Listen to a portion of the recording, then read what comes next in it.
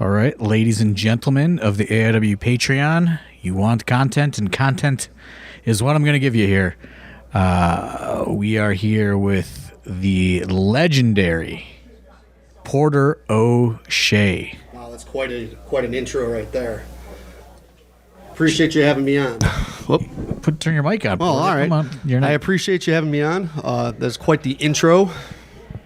I think you are a pretty interesting story, and obviously, you know, the fans of AIW probably don't know too much about you and, you know, your origin story and things like that.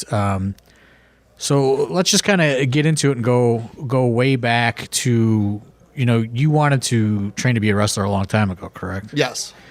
And like, what kind of led you down that road? Well, in college, I went to Bluffton University, and that's by the Dayton or Montgomery County Fairgrounds, and we used to go to HWA all the time. And at that point, there was is that when it was like the WWE right after development? WCW bought them out, Yeah, or WWE bought out WCW. All those guys were there, so we saw. You're talking like 2001-ish. Yeah. Okay, 2002. Right around that time.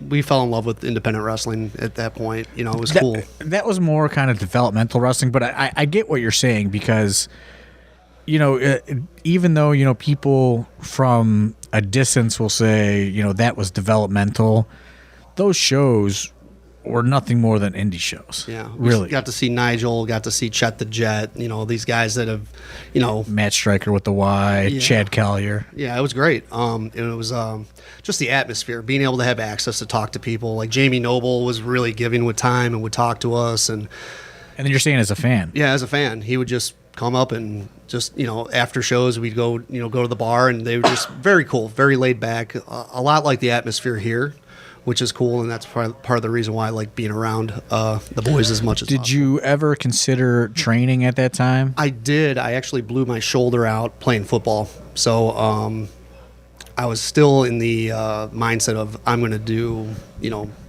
do football and then coaching kind of. Did you ever like take the steps and look into it? Because I remember, you know, in that era when I'm, you know, in my, you know, probably mid-teens, you know, at that time, you know, you're dealing with the infancy of the internet and things, and you used to be able to just, it was probably like Yahoo. I don't even think Google existed. You know, you'd be like wrestling school, and like you would be able, I remember I used to do this. This is like a weird thing, but you used to be able to like request information from wrestling schools, and they would send you things in the mail, and I did that a bunch of times when I was a teenager. Yeah. I looked into it a little bit. At that point, it was one of those things where it's like, I'm still trying to do football. I wanted to do it, and then I just didn't have the right people around me to say, like, let's go and actually do this. Were you at college, like on a ride or anything like that? No, I was still chasing, trying to keep playing, you know, and being a part of a team and stuff like that. So were you fairly a decent player in high school? Yeah, I was a decent, you know, local athlete, but in college, you know, trying to play middle linebacker against guys that are a lot bigger. I mean, don't downplay it, because I mean, you know, like I think there's something to be said, and you could probably talk about this, like when you are kind of the star in the small pond, right? Yeah. Would you say that is where you were? And that's the funny thing about these kids when they go to college. You think, oh, I was, you know, all conference or all state or whatever, and then you go to college and everybody's that. Right. So you kind of run into a brick wall. Was that a humbling experience for you? For sure. And it also made me, you know, like it was one of those things, like football was the reason I became a teacher, because I wouldn't have went to college had it not been for football. So, you know, in a roundabout way, you know, it's what brought me to the dance, and I was able to leave with a teaching degree, and then I got into coaching, which I really enjoyed. I like, you know, I think I have a better mind for things than I actually have ability.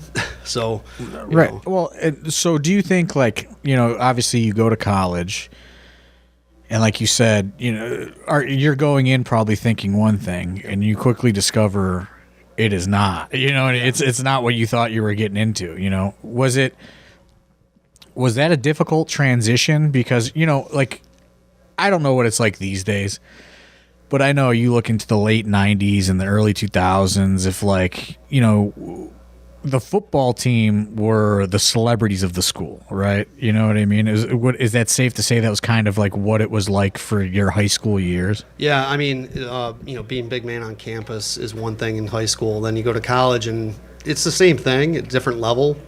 But then if you're not as successful, there is an adjustment period where you're like, you're just the guy on the team, I'm just or whatever. a jag. Yeah, I'm just another guy. So, but yeah, it opened up a lot of doors as far as, finding places to work after college. I actually coached my senior year of college, and that was cool. Was it I'm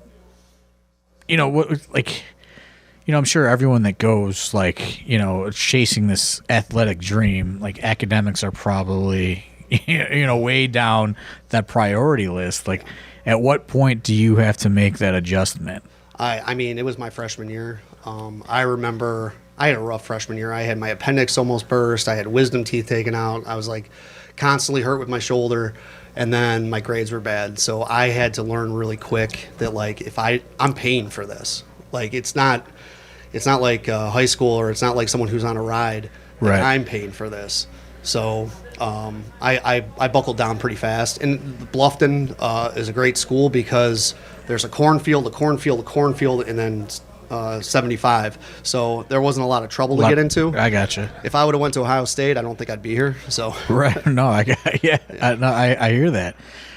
So you're down there and you start going to HWA shows. Are you a wrestling fan prior? First match I ever saw was Hogan Bundy WrestleMania 2 when I was like 6 years old, and I was hooked ever since.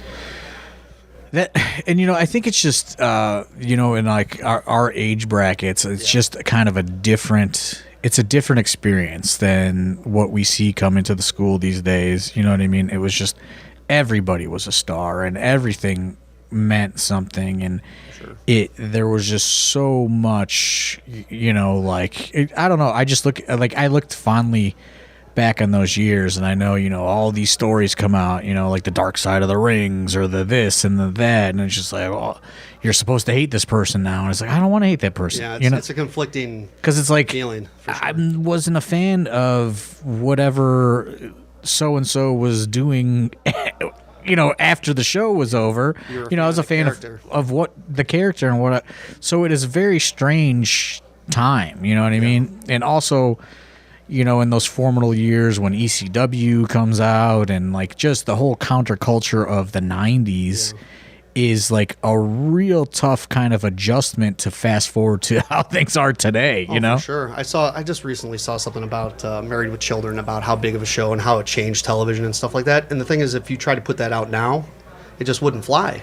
And I remember I was telling like somebody this, like, when I'm 13 years old, like every 15 minutes they're advertising Girls Gone Wild and like all this crazy shit. And it's just like, what a just wild time the 90s were to now, we've kind of 180'd out of that. And like, people like you and I are in that weird kind of like purgatory of growing up with that, but also trying to, like dismiss it at the same time later. And you know what I mean? Like, I don't know how to, and I'm not saying it's bad or whatever. I'm just saying it's a weird kind of dynamic for people. And I know they say like we're technically millennials or whatever, but like there should be a different description, because it's like they're shoving all this like bad behavior your way during those like formidable years, and then now you're in your 30s and it's like you're not that old, and it's like, it's like now you're being told like everything you ever saw as a child was like awful. You know what I mean? Not all of it was, and that's the crazy part. And I think there's things that need to be corrected, but it's almost to the point where it's like everything needed to be corrected. Well, not everything did. There was a lot of good stories that were told through our childhood, whether it was movies or wrestling or whatever it was.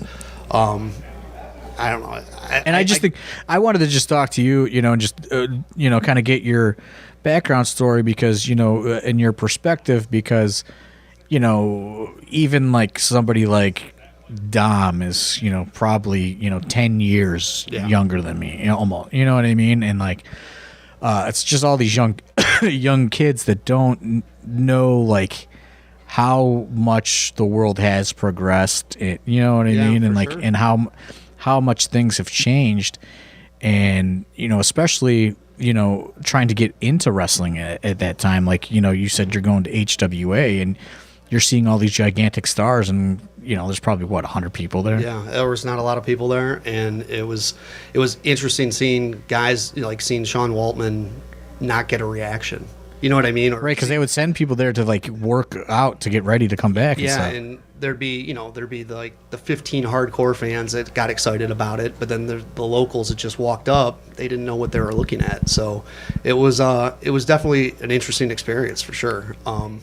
It's wild that that whole period when that buyout and all that influx of talent, that was part of the reason why I didn't go to train, because I'm like, they're not going to want me. They got all these guys right now. You were like smart, even like as a young, I was early 20s or teenage kid. You knew like there's no fucking way. Well, I just looked at it as there's just so many people there. They were running so many people through, and then I think it was a confidence thing too, And then being banged up all the time, I'm like, if I'm banged up going into it, it's probably not going to end well, So, let's fast forward. All right.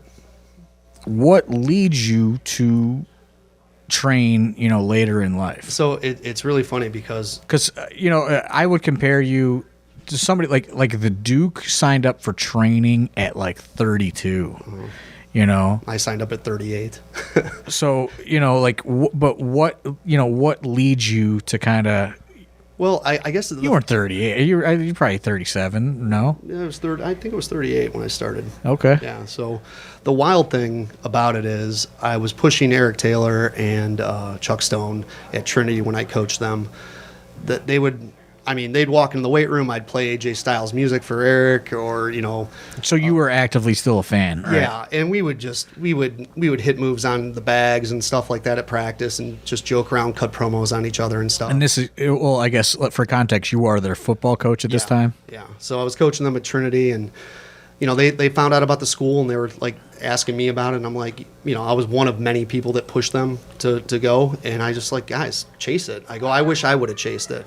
So then they start training, and when they debuted, I was there for their debut, and I remember Eric coming up to me. He goes, "You should be with us. You should be doing something." And he's like, even if it's just, ring crew or whatever, like you care about this too much not to be a part. And it meant a lot coming from him. He didn't have to say it. I know it was a way of him saying thank you. But then I said, you know what? Why not? Why not take a shot? At the very least, I could come around, be a part. And I think that goes back to the whole coaching idea of being a part of a family, being a part of a team. And then with the school, I like being able to use my experience. Like we're comparing it to college football. Well, that same kind of dejection or the same type of like adjustment period, I think happens to almost every kid in the school at some point, because this is not easy. Right. So if I can help ease that for the kids a little bit and just be just a sounding board, Well, I think, and I think you are kind of like a de facto mentor to a lot of these kids, even though maybe you trained after or whatever. Your perspectives on life and what you've gone through kind of help in a coaching manner within the school. And it's funny you said that, because at the Winchester show, I had this talk with members only, and they have this great debut at the Odeon. Everything goes good, and they're like, they get booked on the Winchester, and they're like, we're getting this merch, and we get all this stuff, and like, they're talking to me, and I'm giving them ideas. I'm like, well, you should do these things with your members only. You should take people's contact info down, and you should do special things for people that are fans of you. And we come up with this plan, and at the Winchester I go, so how many of those membership cards did you guys sell? And they said none. And I said, this is the adjustment period. Sure. I said, you ride high, everyone comes out and supports you for the first one, but I said, now you're on your own. And this is kind of, the reality check comes quicker for people that only push that first match to their friends and family or whatever. And then they're like, okay, I'm in the door. You know what I mean? I'm off and running. And then they experience, okay, like I'm wrestling for a crowd that really none of these people don't know who we are. You know, some of the hardcore AW fans do, but like, you know, members only isn't the attraction of the night. And like, it's a reality check. And I could tell that they were upset and sad. And I said, this is what it's really like, you know, like this is why I tell you guys to promote and do things and engage with people, because if your people come and they cheer you, it becomes infectious. And I said, but so many people get so comfortable after that first great showing that they're like, you know, it's going to be easy. It's, you know, they're on easy street, and then they get hit with that reality. And I know people talk about the participation trophy era, all that, whatever. It just seems like the dejection hits these younger kids so much harder. Yeah. And they were very, you know, upset about it. And I said, this is why you guys got to just keep pushing, you know? Yeah, and I think that's the thing too. Like I've gotten pretty close with those two guys, you know, going to smaller shows and things like that. They've done a lot to push me just to keep chasing and being a part. But also like the peaks and valleys, like I try to tell everybody at the school, like, and Dom says it all the time, it's a marathon, not a sprint. And I think, you know, it's hard for these kids that are 20 years old to realize what a valley is. You know what I mean? Like it's, you know, it's hard. And, you know, and that's what I think is great about our system and our program.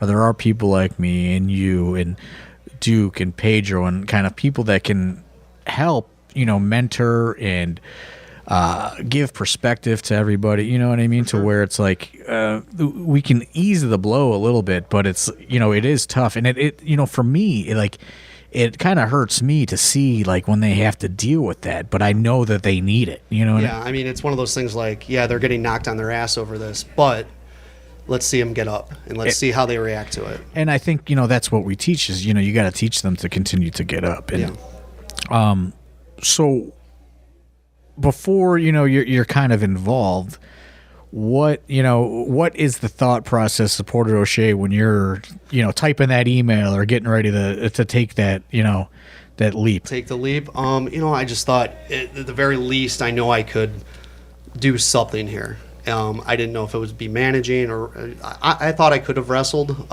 Maybe if my neck issues get better, I'd like to try to get back more into training. But right now with the referee gig, I'm definitely focusing on that, trying to get better every day with that. But yeah, when I first started, it was just kind of like, why not? Like, people talk about DDP or older wrestlers that have gotten into it.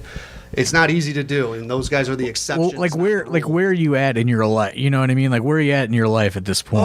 I mean, I'm coaching still, and you know, just very, you know, not having a lot of stress. You know, like, real happy with life, and I'm just like, you know what? If I don't do it now, it's never going to happen. Are you happy and content, or like happy and kind of bored? Like kind of bored. Yeah. And that's the thing. Like, I've always been a person who wants to take on a new challenge, and you know, I knew the percentage was very low going into it. Right. So I was realistic with myself, but I'm like, I'd rather take that swing and miss than never step in the batter's box and try.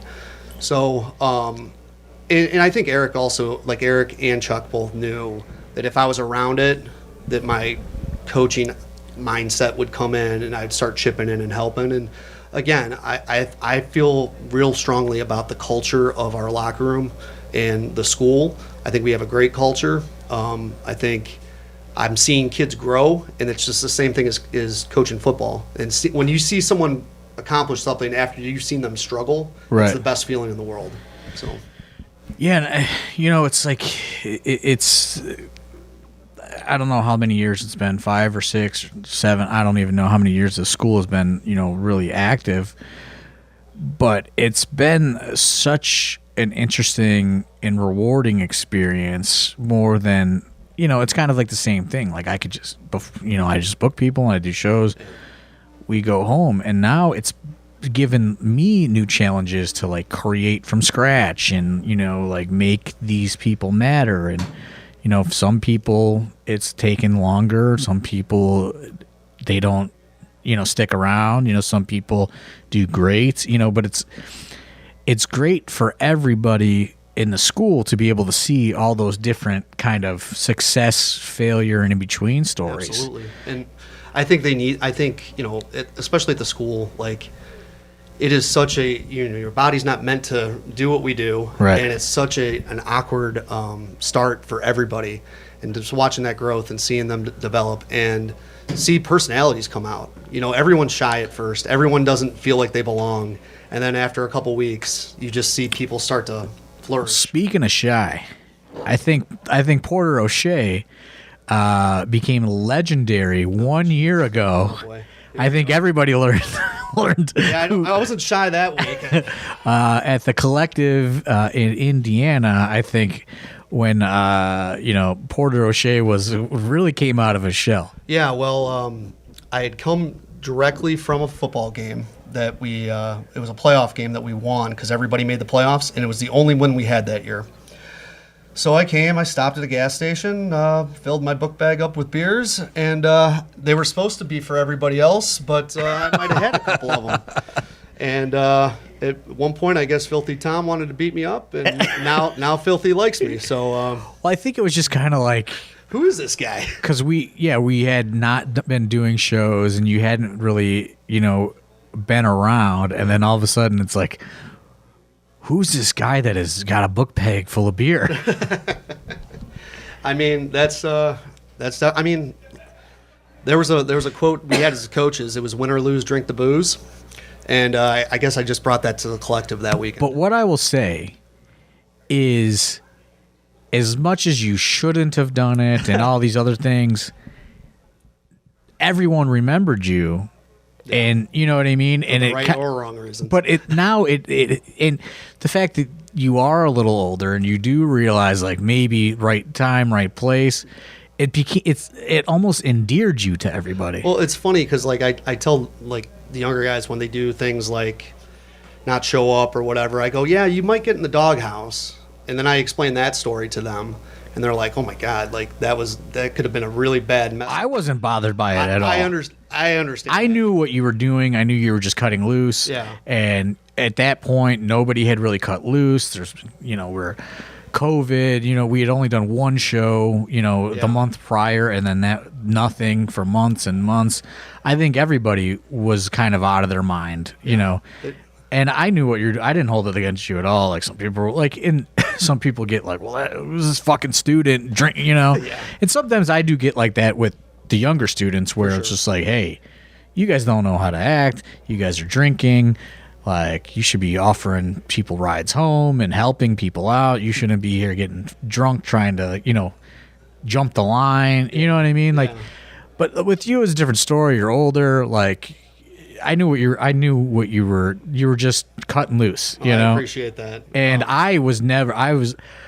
even like when people were mad or whatever, like fucking coach, and who gives a shit? Like, it's funny. He was funny. Yeah. Like, he didn't hurt anybody. He didn't do anything wrong. Like, he didn't offend anybody, It was trying to have a good time and just, like you said, cut loose. But I think what that made you realize is, there is the legend of the AIW after party or the legend of the AIW party, but like, you gotta kind of be on the team. You know what I mean? Like, sure. you can't show up as the party. You know what I mean? You got to let the party evolve, and you showed up as the party, and everyone's like, "Whoa! Like, we just did a show, man. Like, what's up with this guy?" Yeah, I mean, like you said, that was kind of like the perfect storm, of walking into a mess and just turning it into something fun, and I'm glad things, I'm glad I didn't offend anybody, and I'm glad it worked out the way it did, and it's a fun story that. I were you get ribbed about? Were you embarrassed like Monday? Oh well, I not so much Monday. It was more when I came to training the next time, and everybody's bringing it up, and I'm just like, was I really that bad? And I remember Dr. Dan being like, yeah, I had to yell at you, and I'm like, I don't remember that. He goes, I'm not surprised you don't remember it, but yeah, I mean, it's one of those mistakes you make along the way, and you learn from it. And I also think maybe a little bit of school hierarchy comes into that, right? You know what I mean? Oh, like, for sure. you are, even though you're older, you're still kind of down the hierarchy at For the sure. school. So it's kind of like this weird double standard thing to where it's like you're acting as you would as an adult, but like there's kind of this other set of rules within wrestling, For and, sure. and then this other set of rules within the wrestling school, And I you're- think also too, like, when some of these kids make mistakes or do things that they shouldn't do, it's one of those things like you don't know what you don't know. Right. So I'm trying, especially with some of our newer ones, reminding them like, hey, you should go and shake everybody's hand. Right. Hey, ask the boss if they need help. Don't be caught standing around, stuff like that. And I just realized, after the collective, like I need to be a little bit more of an example. I can still have fun with everybody, and I'm still going to do that, but make sure that that stuff's getting work done is first. done. Yeah. It's like, and that's kind of been the thing that, sometimes it gets misinterpreted from the outside of the bubble to where it's like, oh, AIW is just a party. But like what people don't realize is it's a work first, party second thing. And it's like the party is the reward for the work. And some people think it's just a party. They don't realize that like there is a process to make it to the after party where we all can blow off some steam and have fun. For sure. When do you decide the ref thing? How does the ref thing come about? So I took like a snap mare or an arm drag, and I got a stinger, and my neck, I still have problems with my neck from football. So it just never started to feel better. And Dom pulls me aside. And this is right after Jake got signed, and he's like, "Hey, would you want to try being a ref?" And I had never. I mean, no one gets into wrestling growing up wanting to be a referee. And I was like, you know what? If it's a jersey, if it's a spot on the team, I don't care what the job is. I'll try it. And I've been very fortunate. I mean, I feel like it's a classic case of being in the right place at the right time. Absolutely. And just taking what's I've heard other people say, "Oh, I never want to be a ref." Well, you might not be a wrestler. You know what I mean? And it's like, and I think it goes back to your perspective and your kind of life experience where, like you said, if it gets me on the team, it gets me on the team. I'm going to do it. And I also think too, like, and this isn't. Not everyone thinks like that. It's not I don't want to say like younger kids are entitled or anything like this, but I think people think wrestling school is like 9th, 10th, 11th, 12th grade, you graduate, and then you have a automatically match. start wrestling. Right, and that's not the case This for is everybody. not. It's a different ball game, and that's why I don't really believe in these schools that say, well, here's our curriculum and this is how we do it. And like, you can't really have a curriculum for this when people learn and understand at such different levels, and like people just think differently and comprehend differently. And some people get it, some people don't get it, some people, you have to work with. And like, it's just such a, much like you probably never thought about being a ref, like a lot of these, like Arthur MacArthur, for example, like he never thought he was going to be Arthur MacArthur, It's just kind of the evolution of what happens during the process. yeah, and it's funny too listening to like some kids' ideas at first, like I'm going to be a badass. Okay, well that's not a gimmick, dude. Or, I want to be the Joker. Like Right. no, that's That's a personality trait. yeah, like you gotta figure out how to make something, and there's nothing original anymore. So it's really hard to find Right. stuff and blend characters and make it your own. And that's what I try to do. Like I love listening to the kids. I shouldn't call them kids, the guys and gals. Throw out ideas because that's what this is. That's the fun part of this. Right. you know? And I think that's what I like the most is I think it's easy to book good shows. I think it's much harder to find spots for people and make them matter that aren't necessarily the most talented or the best in-ring performers or whatever. Like I think to me that is much more challenging and much more fulfilling than going great wrestler A versus great wrestler B. Okay, guys, here's your money. Yeah. And that's it. Like I'm not to say that doesn't happen on AIW shows, but sure. I'm saying the whole culture and idea of a company based on that, I think is not fun. I think, when we're starting with people from the ground up and developing them and then watching them, go out there with these top tier talents and, or whatever, you find, you find what works for them and they start getting cheered and they start getting those reactions. I think that is such a bigger accomplishment than like putting on a good wrestling show. I think one of the funnest parts of watching shows get put together is seeing a match that you're like, I never wanted to see that match, but then after it happened, you're like, wow, right, that was a match I didn't know I needed to see. And I think that is what I do well, but it also is to my detriment because, like you said, people are looking at it and go, I don't know if I want to see that. You know what I mean? Yeah, and it's like it is a double-edged sword because then they're like, man, that was great, but it's like, well, you didn't fucking care about it and you didn't come watch it. So it's like, I don't know, like that is what I struggle with, but at the end of the day, it's much more fulfilling for me that way. For sure. All right, Mr. Porter O'Shea, or as everybody calls you, Coach. Yeah, I can't teach you anything, but I'm a coach. We've hit, about 30 minutes in, so I'm going to wrap it up. But I just want to say thanks for coming on, letting people know a little bit more about you. Well, I appreciate it. Thanks, John. No problem. See ya.